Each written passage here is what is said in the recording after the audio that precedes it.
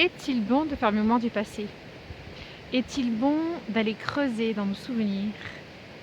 Est-il bon de laisser jaillir la nostalgie de nos pensées? Bonjour, Céline Damidomi pour Une boussole dans votre vie.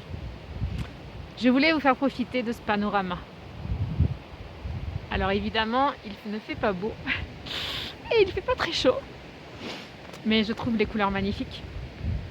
Et j'aime toujours venir à votre rencontre dans un paysage de nature. La pluie commence à descendre.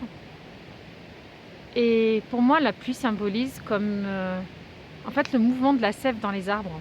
En période d'automne, tout recommence à se déposer, à vouloir aller au cœur, à la racine. Et pourquoi pas utiliser du coup ce temps pour faire mémoire. C'est un temps en fait, avec l'actualité qui s'y porte, avec tout ce que nous sentons au niveau des énergies, c'est un temps qui va nous poser sur les épaules, en images, mais dans le cœur aussi, il y a des choses qui sont plus lourdes à gérer. On va être plus fatigué émotionnellement, le corps va le sentir. Et donc je me dis, il va y avoir comme un réflexe de nostalgie par rapport à l'été que vous avez vécu, les vacances. Moi j'en sors à peine. Et ça ne va pas forcément nous aider à aller jusqu'au bout de l'année civile pour envisager 2021. Mais n'importe quelle saison d'automne, n'importe quel automne de chaque année, en fait, c'est le même processus qui se produit. On est comme la nature, on change de couleur. Alors, on change de couleur, mais quand on regarde les arbres, je vais me rapprocher d'eux parce que je suis au milieu des mélèzes et ils sont en train de nous donner une couleur dorée. Mais en fait, ils changent de couleur, pourquoi? Parce qu'ils vont perdre les épines. Alors ce n'est pas forcément du superflu, mais dans l'image que je vais vous dire aujourd'hui, ça va être un peu ça. L'automne est un temps nostalgique, parce qu'on se rappelle de nos énergies printanières, de nos premiers printemps. Donc à cette période de l'année,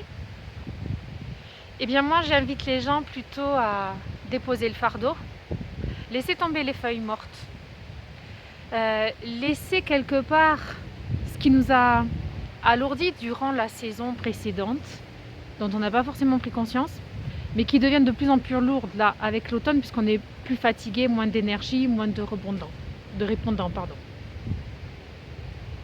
Donc oui, laissons émerger la nostalgie, il n'y a pas de souci. Du moment qu'elle est là aussi pour nous ramener à notre essentiel.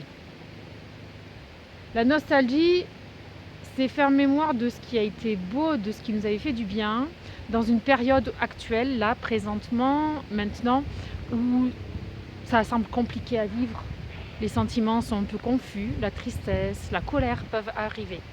Et du coup, la nostalgie, qui est lumineuse, de par le passé, qui va revenir en mémoire, en fait, va nous enfoncer dans une espèce de pénombre intérieure. Donc, moi, je vous inviterai, parce que c'est comme ça que je fonctionne,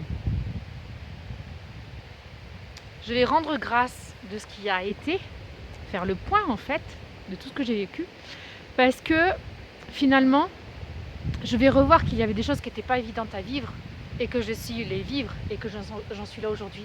Et du coup, ça va me permettre de faire mémoire du tout le potentiel qui se dégage face aux épreuves, face aux imprévus, aux choses qu'on perçoit au loin, qui semblent déjà d'avance des choses qui vont être lourdes à porter, mais en fait lourdes à porter parce que notre cerveau en fait mémoire dans le sens négatif. Notre cerveau de prime abord veut nous éviter les dangers, veut nous mettre en mode survie, mais dans ma conscience, moi, dans ma liberté de conscience, dans ma prise de conscience, dans ma mise à distance, quand je fais mémoire de toutes ces choses là, c'est pour prendre de l'énergie, pour puiser à la source.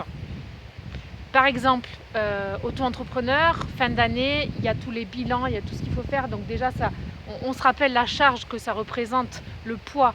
Et puis après, il y a toutes les fêtes. Il peut y avoir pour certaines personnes le désir de les vivre tellement bien qu'on se rajoute une charge mentale, et on va chercher qu'est-ce qu'on va faire à Noël, j'ai pas les sous, voilà. Donc ça va être en fait quelque chose de joyeux va du coup, quelque chose d'un bilan qui pourrait être joyeux, une remise en question, une reprise d'élan, va du coup être très lourd à porter dans l'aujourd'hui.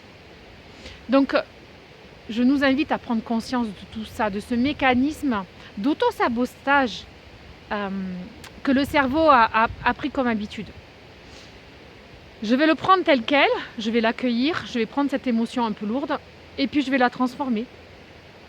Je décide, moi, aujourd'hui, que tout ce que j'envisage et que je sais qu'il va être lourd, eh bien, je vais m'en servir comme d'une corde, d'une cordée à l'escalade. Je vais l'accrocher. Je dis, ok, c'est vers là que je dois aller. Ça me donne une directive. Et si vraiment je veux faire ce que j'ai à faire, si je veux vivre les fêtes d'une manière agréable, si je veux être tranquille dans ma conscience au niveau de mon entreprise, je sais qu'il faut que je le fasse. Donc je vais dire ok et je vais le puiser comme quelque chose qui va me tirer en avant en fait, plutôt que de devenir un boulet parce que je vais me rappeler toute la charge que ça représente. Je vais le prendre comme un puits, comme un tremplin. C'est à moi de transformer en fait les ressentis, les vivre, en prendre conscience pour les transformer, les transmuter. Ce serait un peu la clé que je vous livre aujourd'hui. Donc c'est par ce biais-là qu'en fait je prends la nostalgie et les souvenirs. Nostalgie, j'y vois, c'est comme la lumière qui vient m'éblouir, la lumière de mon passé qui vient m'éblouir sur le présent qui devient très sombre. Donc, en fait, je vais aller chercher cette lumière et au lieu de me laisser éblouir, je vais la prendre, la mettre en moi, l'enraciner en moi et m'en servir comme d'une source, comme d'une flamme pour alimenter mon feu de vie. Voilà. Je vais aussi déposer les armes, parce que souvent c'est ça, on lutte.